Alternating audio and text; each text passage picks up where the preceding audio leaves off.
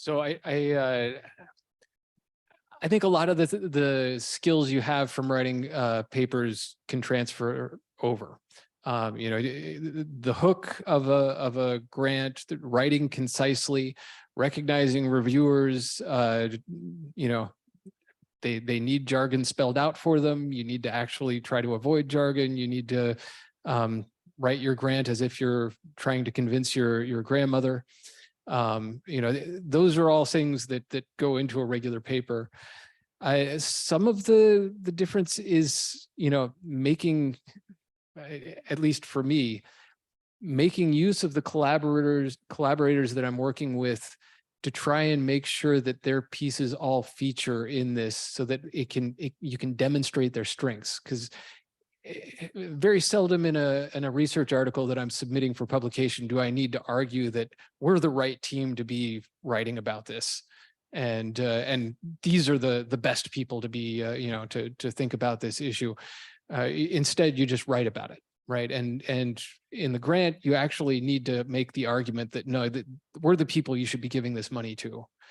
The other piece of it is you know, much like a dissertation, when you go through orals, for the most part, you're promising what you're going to do, and then reality happens, right? So you need to anticipate some bit of reality, but you know, you're going to end up having to change some of your plans. And so writing a little bit about what contingencies you can anticipate and things like that, that's a different skill, right? The last thing I'd mention is, and this is completely dependent on which institution you are at, work closely with OSP. They see grant proposals over and over and over again. They know what types of things get funded for your institution. If you're at an institution that has a great OSP, you will be extremely blessed, and it will be wonderful to work with them. If you have a difficult to deal with OSP, I'm sorry. Yeah, so with the grants, I think it depends where you want to send your grant. I think the way you write the grant, it depends who your donor is. Obviously, if you write a grant for NSF, it's going to look very different than if you will write a grant for a private donor, a private industry donor, or for the USDA, for example. So when I joined MSU, I was terrified about these grant activities, right? Because the expectation was pretty high there. So my strategy was to find a good team of people to work with. And so at the time I found Jayson and then Marco Palma, right? You remember, from Texas A&M. And then the first year we didn't get funded, but very positive comments. So work on those comments and then resubmit the grant again next year. And then the next year I got very excited about another grant, the basket grant. And then just to give you, some funny story here. And I told, I don't want to, I called the director of the grant, the office director. I said, can I be PI in both? And they said, no. And then I said, okay, then I will be PI, for this new one, because I really like him. I think, this is going to be funded 100%. And then what?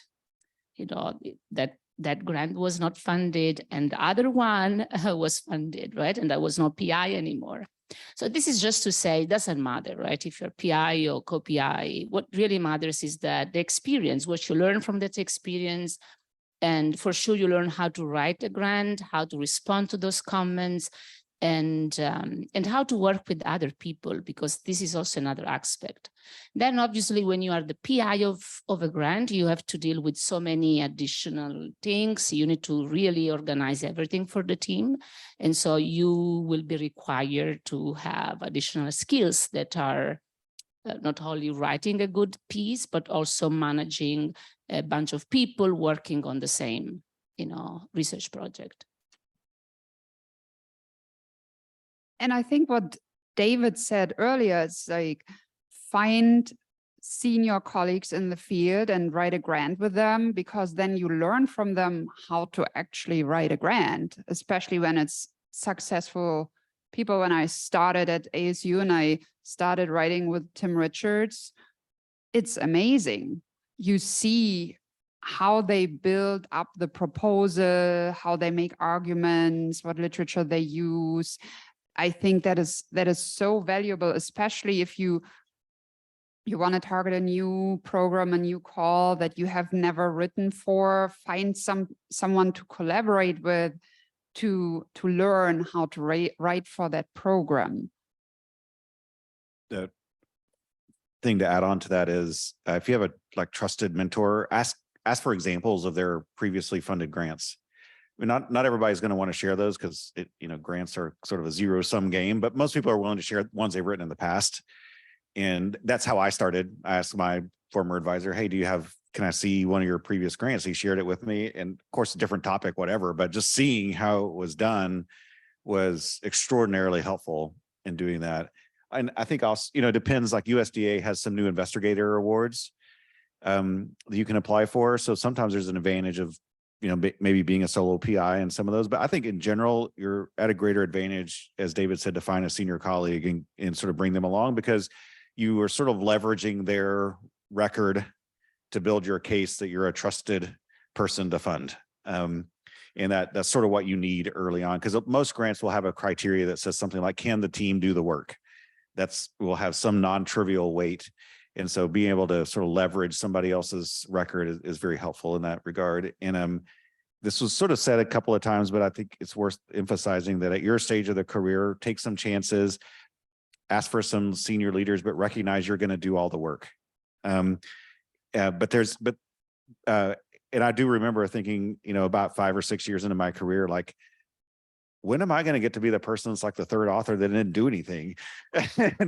And now I'm that person. But seriously, I'm only going to be a part of papers I feel like I made an intellectual contribution. But early in your career, you're going to carry the bulk of the work, but you're looking for those, senior partners that can provide leadership, mentorship, guidance, sort of intellectual contributions. That's what you should probably expect out of them.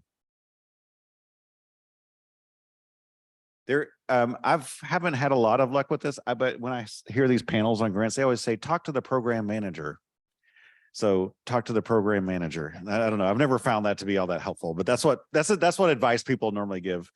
To the one thing I have done I have found to be very instructive. A couple of things. One is, if it's an experiment of some sort, if you can provide preliminary evidence that your idea isn't crazy, that's very helpful to sort of set the stage. Now, it's a fine balance. You don't want to do the work that you're proposing to do, because why would they fund work that's already done?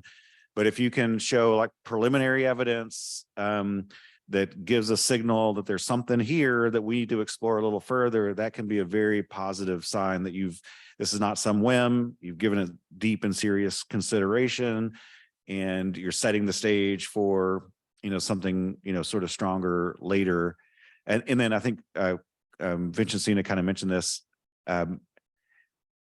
You think about grants, if you get rejected, there's like a revise and resubmit process. And I don't know, you got to sort of see if you're in a relatively high priority or not. But just because it wasn't funded, there's often an opportunity to respond to those comments. And I've found over time that not everybody's, probably invest as much time as they should in reviewing those grants. So some of the comments you get are a little far afield out there. So just being able to respond to them is often, often I can think of a couple examples where we didn't really change the grant that much, but we put a page or two response to the reviewers. And you just got to make your case again, like up front, like this thing you mentioned, really a little off base. I mean, of course, you say it a little nicer than that. But just because it's rejected the first time, don't like say that this thing is over, let's shelve it. If you're in a relatively high to high medium sort of response category, go for the revision, because your odds are probably a bit higher. Something here, in those past 2 days, many of you asked me about the best worst scaling paper with Jayson in agricultural economics. And that was part of a grant that has never been funded, the food basket grant. So from the grant, you can also then take pieces and develop papers and publish those papers. Because you write 18 pages and you don't want to lose all the writing.